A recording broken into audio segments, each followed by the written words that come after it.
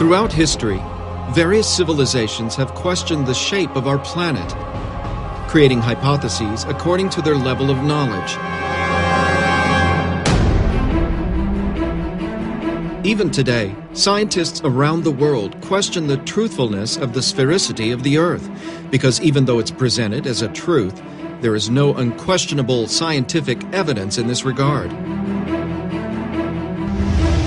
In order to bring the light of knowledge on the true shape of the Earth, researchers of Dakila and Ziggurat's Technology Center joined with other scientists in an independent research that lasted 7 years, seeking scientific and definitive proof to demonstrate that Earth is indeed round or has another shape.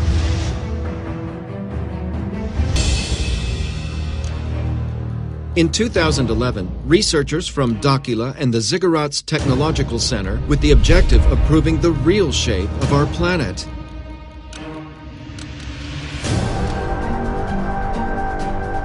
It was needed to prepare and carry out different experiments and data collection at several locations around the planet.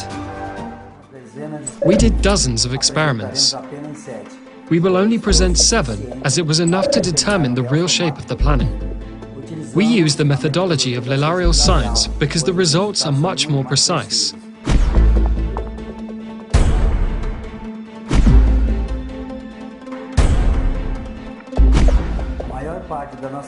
Most of our research was done in the waters because it makes up 70% of the planet's surface. The first chosen experiment was to determine the curvature of the horizon at water level. The first site chosen to start the experiments was Lagoa dos Patos in Rio Grande do Sul.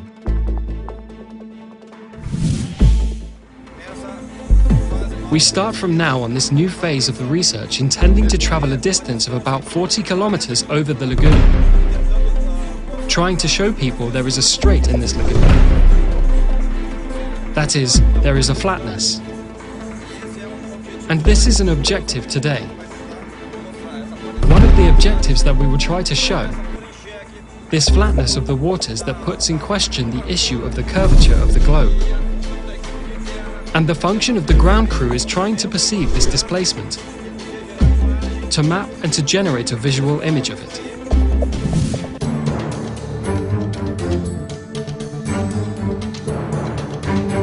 The researchers mounted a Newtonian telescope specially designed for the experiment, with a high-definition camera attached to its eyepiece to register the entire process.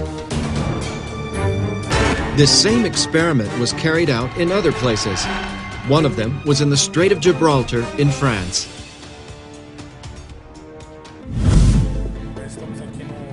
We are here in the south of France, a seaside town called Le Bagarre. We set out together with the French researchers, coordinators of an association called Project Energy Action here in France, trying to prove the veracity of this seemingly absurd theory. This experiment was also carried out in Brazil at the Três Marias Dam in Minas Gerais.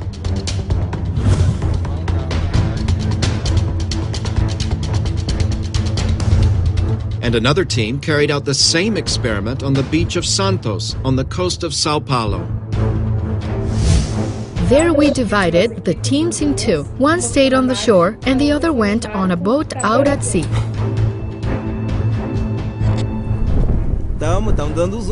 We're zooming in on you.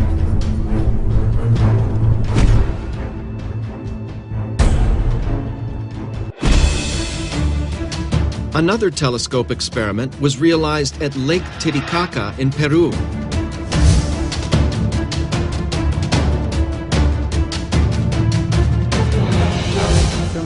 We are here on Amantani Island, on Lake Titicaca in Peru. We'll take target from this point to the Cordillera Blanca, which is the border with Peru and Bolivia that is exactly 110 kilometers from here. If the Earth was spherical, we will not be able to see. At this distance, the curvature of the Earth would have a height of 237 meters, the equivalent of a building of 79 floors.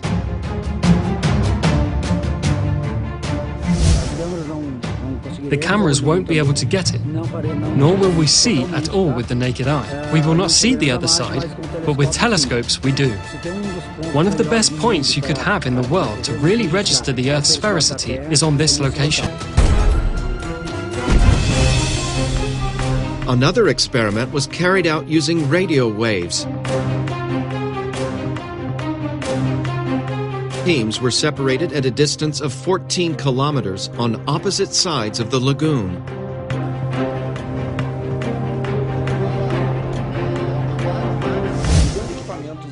Using the radio equipment, we use directional antennas at high frequency, parabolic antennas that concentrate the radio frequency beam, one directed to the other at different points.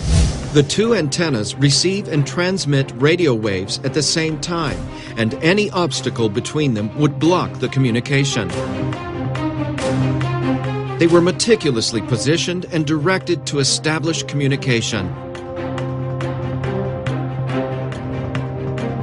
The antennas were positioned at 1 meter from the water level at a distance of 14 kilometers.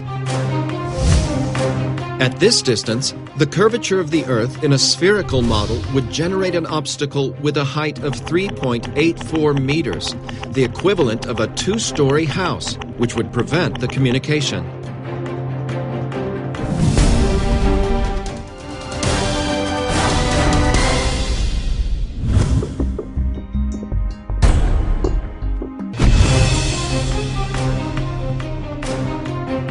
Another performed experiment was to measure the flatness of the waters with the use of light. The researchers opted for the use of a laser beam because its beam of light propagates in a linear way and can reach long distances with minimal loss of potency. The laser experiment consisted of two teams positioned on opposite sides. One team emits a laser beam parallel to the water toward another team. In the spherical model of the Earth, it would be impossible for the laser beam to be seen on the other side, since the supposed curvature of the Earth would be an obstacle in its trajectory. However, if the Earth is not spherical and the waters don't follow its curvature, it would be possible to visualize the laser light on the other side, for there would be no obstacles in its path. 2 points were chosen at the coast of Sao Paulo, one on the beach of Caraguatatuba and another on the beach of Ilhabela.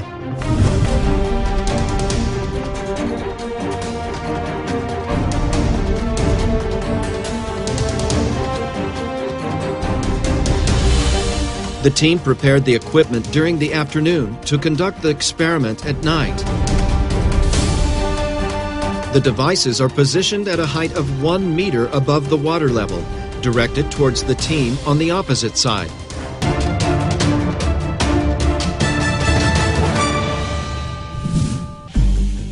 The team's next step was to repeat this same experiment over longer distances. To continue the research, Lake Titicaca was chosen on the border between Peru and Bolivia. One team was in the town of Juli in Peru and another on the beach in Copacabana, Bolivia.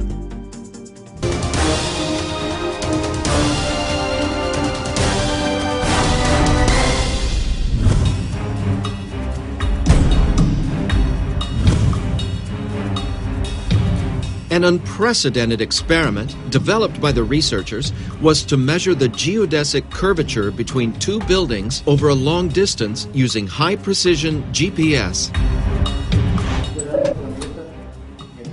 Considering the round planet, you have to mark a point from one extreme to the other, from a certain distance, precisely to prove mathematically whether the Earth is round or not. So we got two cities, far away. We take two buildings, one in a city in the south and one in a city in the north. This one in the south and this one in the north. What happens? If we measure this distance here at the base of the buildings, if the Earth is really spherical, When we measure buildings of the same height, when measuring the top, there has to be a difference, because if the Earth is spherical, it must have a superior length than the base. To carry out the experiment of the geodesic curvature, two buildings were chosen of the same height and sea level, as far apart from each other as possible. High-precision GPS measurements are done at the base and at the top of each building. According to the theory of the spherical Earth, the distance of the measurements of the bases must be different than the measurements of the top, even in a few meters. But if the measurements are equal, this would show that the Earth has no curvature. In order for the results to come out with the best possible precision, the CTZ researchers invited INCRA, the National Institute of Colonization and Agrarian Reform. This is one of the most respected organizations in Brazil and one of the best in the world in the area of topography. The first building chosen was at Torres Beach in Rio Grande do Sul.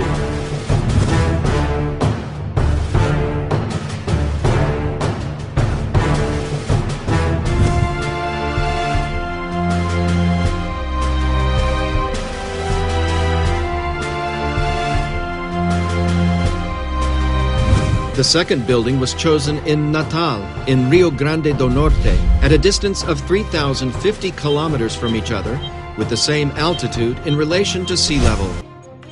Mauro Dias, geographer and cartographer, specializing in aerophotogrammetry,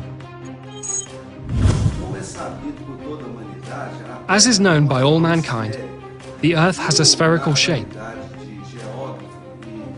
And for me as a geographer and cartographer, it is difficult to accept that the Earth would not be a sphere.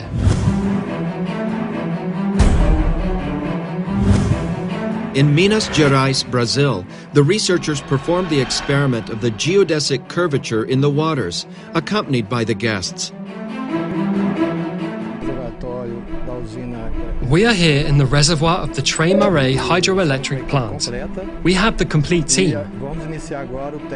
We are going to start the verification of the horizontality of the water here in the reservoir. It is a large reservoir. We are in a stretch that will give us up to 18 kilometers. The test aims, in other words, the following. The dam has a certain level. If the level GPS measures give the same, this means that there is no curvature of the Earth. If the measurements are different, then this means that there really exists an Earth curvature in relation to sea level.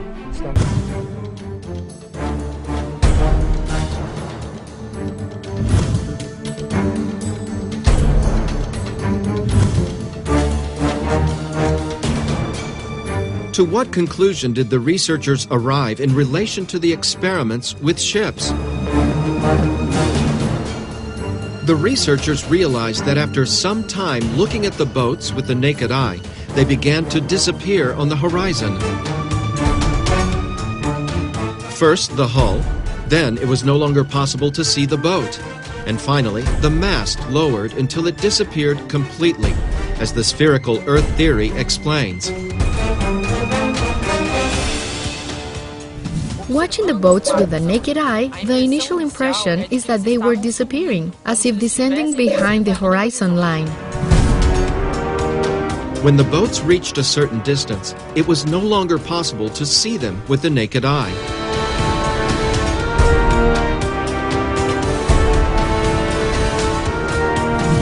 For a moment, we were a little frustrated to be in the place to prove the sphericity of the air, as with a naked eye, we could easily come to that conclusion.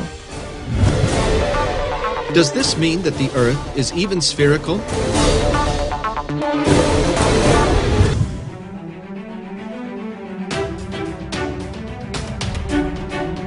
With the loss of eye contact, it's time for the team to use optical instruments in an attempt to still see the boats. If the boats are still visible through the equipment, it's proof that they have not traveled below the horizon.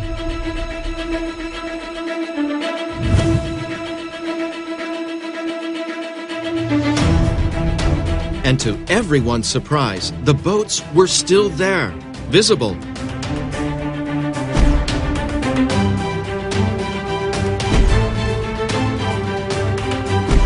The researchers realized that the images of the equipment presented some optical phenomena.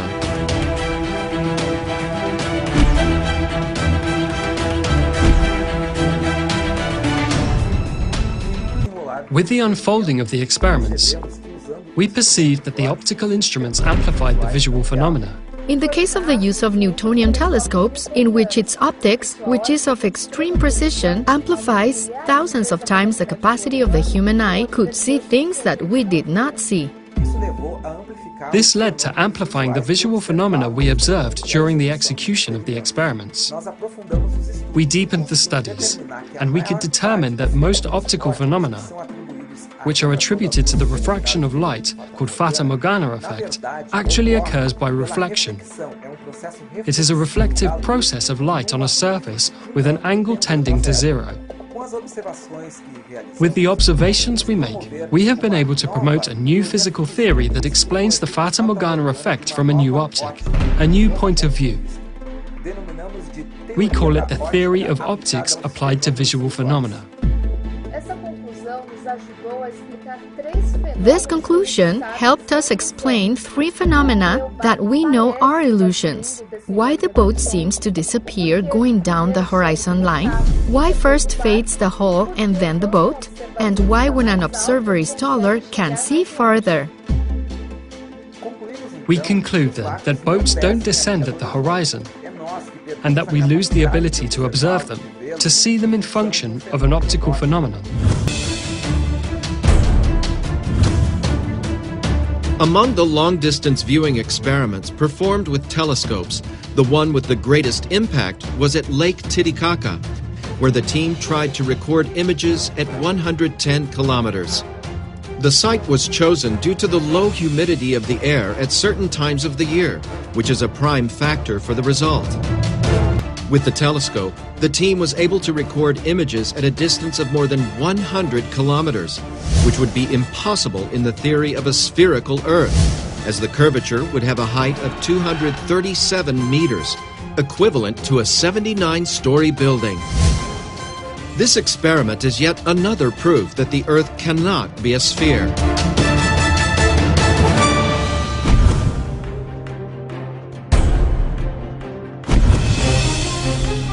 And the result of the experiment with radio waves? The researchers used directional parabolic antennas, where in the spherical Earth model, communication would be impossible, as the minimum obstacle would preclude this, since at the distance of the experiment, the curvature of the Earth would generate an obstacle of 3.84 meters in height.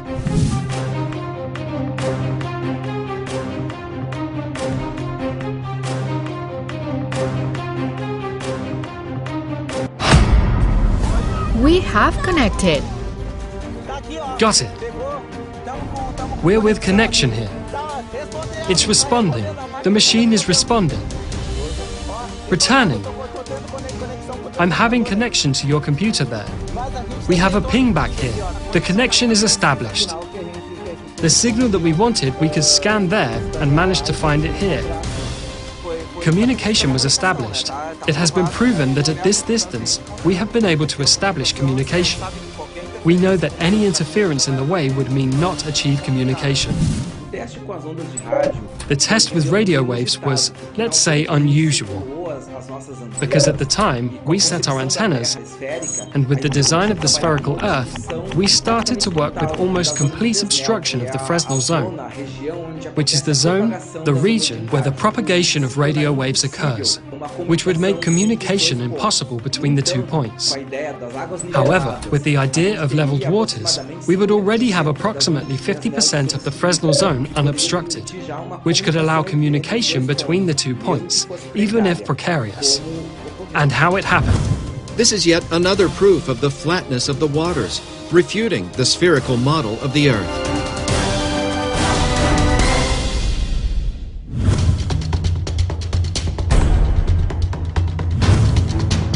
What about the geodetic curvature experiment performed on the buildings? Thinking of the Earth as a globe, the initial expectation was that the measurements were different. But when the results arrived, the base and the top measurements were the same, showing that the two buildings are leveled upright. And here the opening angle, where we read the point here, the base of the building and its height. As we do this calculation here, on this plane, we will always find this distance here. On this plane, we will always find this distance here. The identical measurements of the distance between the bases and the tops prove that between the two buildings there is no curvature, proving that the Earth has no spherical shape.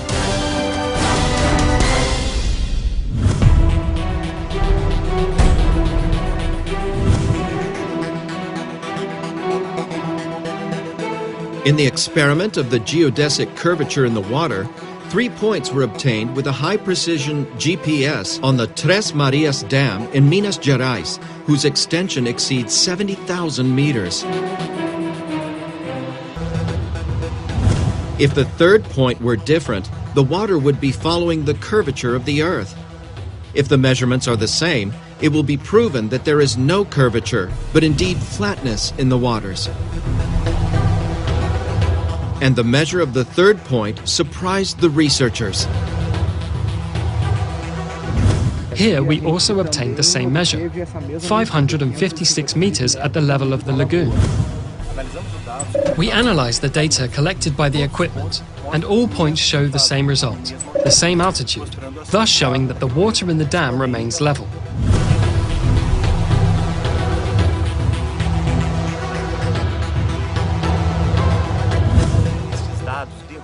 These data overthrow the theory of sphericity, because according to this theory, the water should follow the curvature of the Earth. Only in a curve there is no level. The 3 altitude measurements were identical, proving the leveling of the water, proving that the Earth has no spherical shape.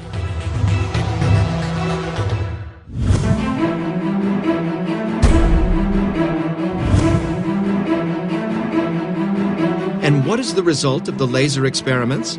Did the team see the laser light on the other side? On this distance, there should be a visual obstruction by virtue of the curvature of approximately 6 meters, and we were able to get the signal from a laser cannon from the other shore at 18 kilometers on a little more than a meter from the level of the lagoon. This is the ultimate test. There is no curvature. And the result of the laser experiment carried out at Lake Titicaca.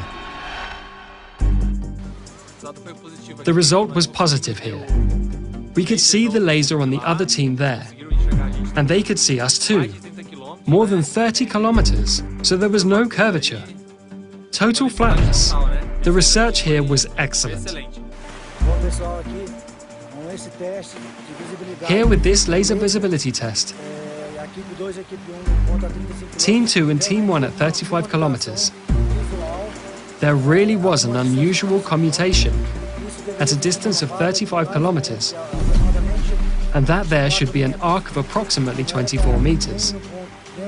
Neither Group 1 or 2 should be seeing the lights. This is yet another unquestionable proof of the flatness of the waters, which definitively overturns the theory of the sphericity of the Earth.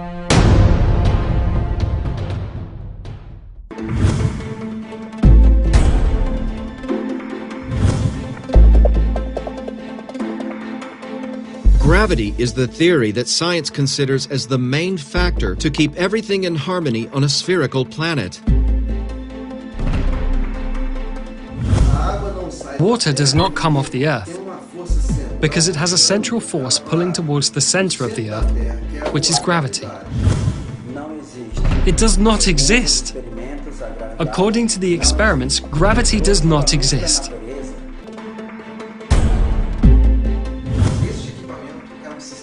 This equipment is a system of communicating vessels and is used in the laboratory to demonstrate the behavior of water leveling. In whatever position we place the system, the water that is inside will always search its level. This behavior of the leveling can be proven not only in laboratory, but we can prove this in field experiments in ponds, lakes, and the seas. This is a micro version of what we find all over the planet: leveled waters. By verifying that the water remains level, both in micro and macro environments, it's also verified that gravity does not exist, because if this force existed, the waters would follow the curvature of the planet. But then, what forces act to maintain harmony on a non-spherical planet? Researchers from Dakila and the Ziggurats Technology Center have concluded that among the fundamentals of nature, the four main forces that, acting together, hold us firm to the ground are magnetism, density, pressure, and light.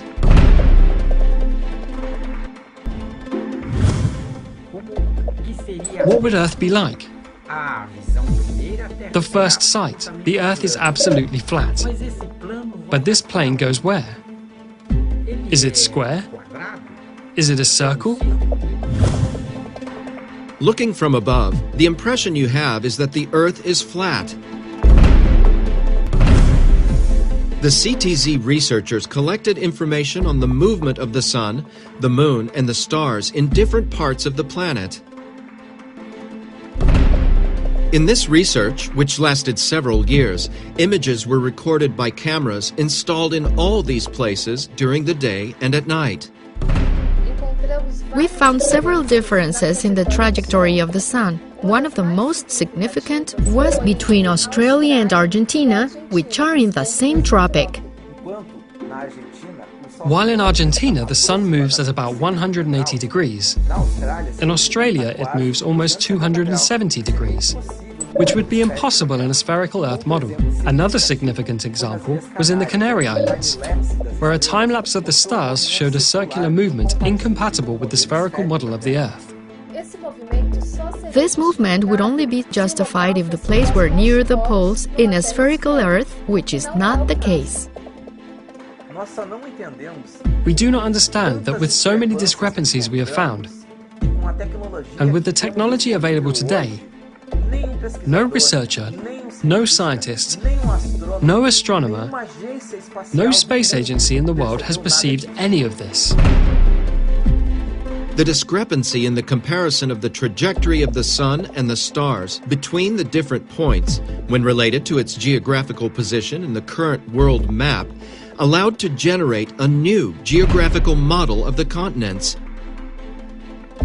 In this model, the continents present a size and position somewhat different from the current world map, having the North Pole to the center and the other continents around it. This new model was called convex Earth. We call it convex Earth because the continents have a convex relief, starting at the sea level, racing to the highest point, and returning to the sea level. According to altimetric analyses, all the continents present a convexity in their relief. According to the investigations, in the convex Earth, the magnetic field has the following layout, with the magnetic North Pole located in approximately the middle of the planet. Due to the magnetic field, anywhere on the surface of the planet, a compass will always point to the North Pole, as the South Pole represents its entire border. The magnetic field is also responsible for modeling the shape of our atmosphere, which takes the form of a plane convex lens. In this way, the atmosphere, formed by several gases and water in gaseous state, takes on the characteristic of a gigantic magnifying glass with a high degree of refraction, responsible for day and night. The following experiment simulates the behavior of day and night. We use a flat convex lens, a model of the continents, and an external light source simulating the sun. The result is a model of day and night in the corresponding time zones.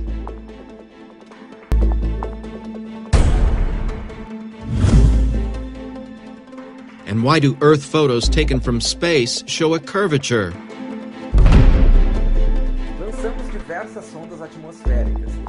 We launched several atmospheric probes, and we noticed that the images recorded in the upper layers of the atmosphere begin to show a certain curve after a certain height. This occurs in the high layers of the atmosphere, above the stratosphere, that is. In an airplane window, you would not notice this curvature. We observed that this effect does not occur due to the supposed curvature of the planet, but due to two factors. The first, due to the large flat convex lens of our atmosphere, and the second, according to the theory of curvature of light proposed by Albert Einstein, experimentally proven in 1919. To facilitate the understanding and comprehending of the new model of the planet, the researchers built scale models of both the spherical and convex models.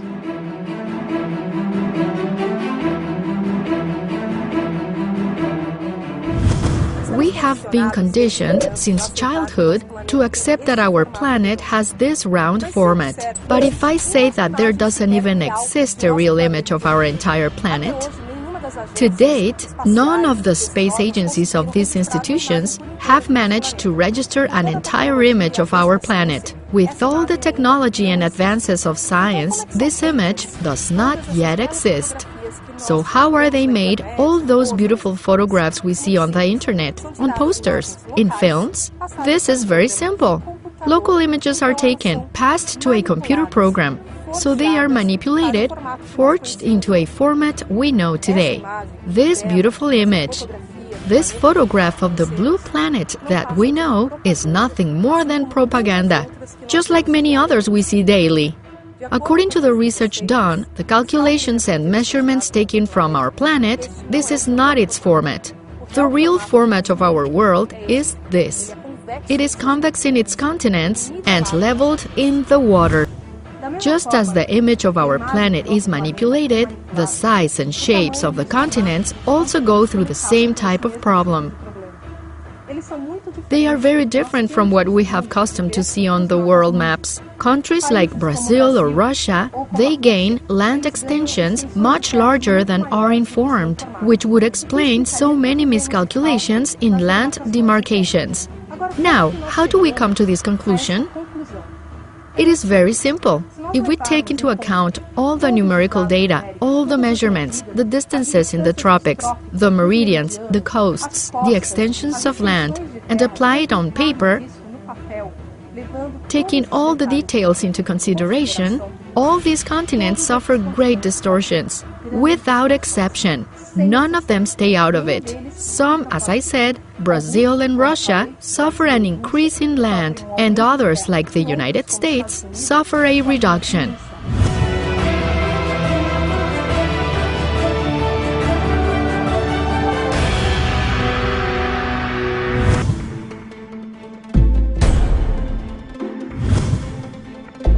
During the surveys, strong evidence emerged of the existence of a new continent. And what about the new continent that is far beyond our borders? We call it the Greater North. For those who are here in South America, heading north, so we call it the Greater North. With the help of Navy and Air Force officers, we were able to trace logistics towards the Greater North, towards Siberia, towards Russia. There were several factors that led us to perceive the existence of the new continent. With the launch of several atmospheric probes, equipped with cameras and other equipment, we were able to identify a territorial mass that is not included in our maps. It is not part of our current cartography. And, analyzing the images, mainly of the probes, we realized that it is part of a new continent, behind an immense layer of ice.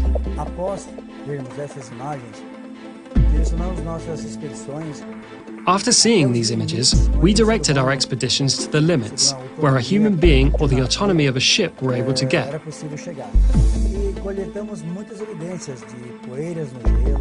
And we collected many evidences of dust on the ice, pollen, and other evidences that really brought us to the certainty of the evidence of this new continent.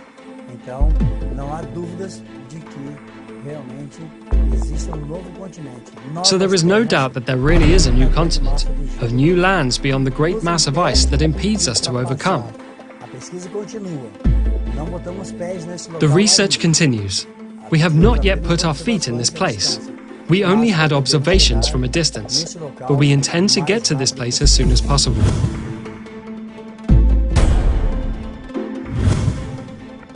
A study performed by the CTZ on the Sun, Moon, and stars brought many answers regarding the positioning of the continents and the shape of the Earth. On the other hand, many questions have arisen.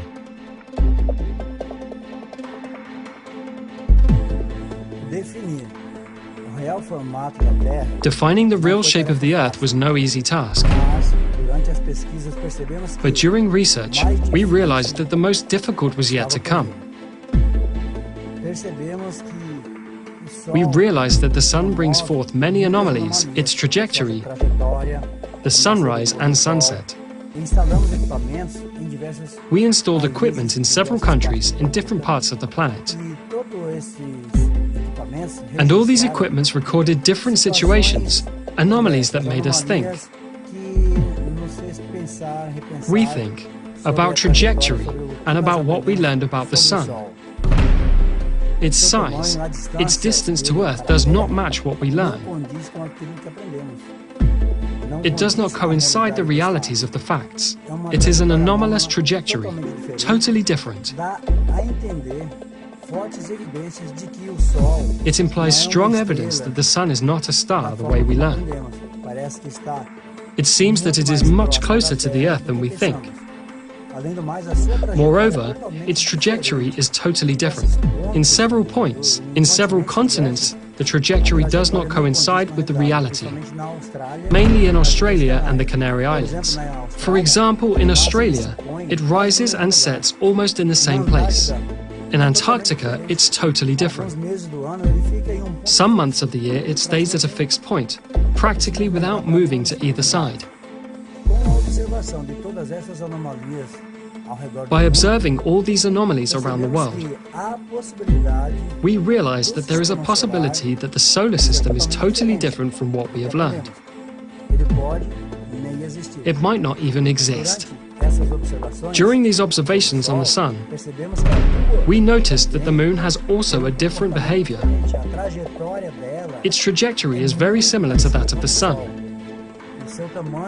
and its size is also completely atypical. The impression we have of the Moon is that its size varies greatly, or its distance from the Earth varies greatly during its 28-day trajectory. There are days that it is closer, another more distant. It is as if its ecliptic were totally within a different system of space out there, as if it were another reality.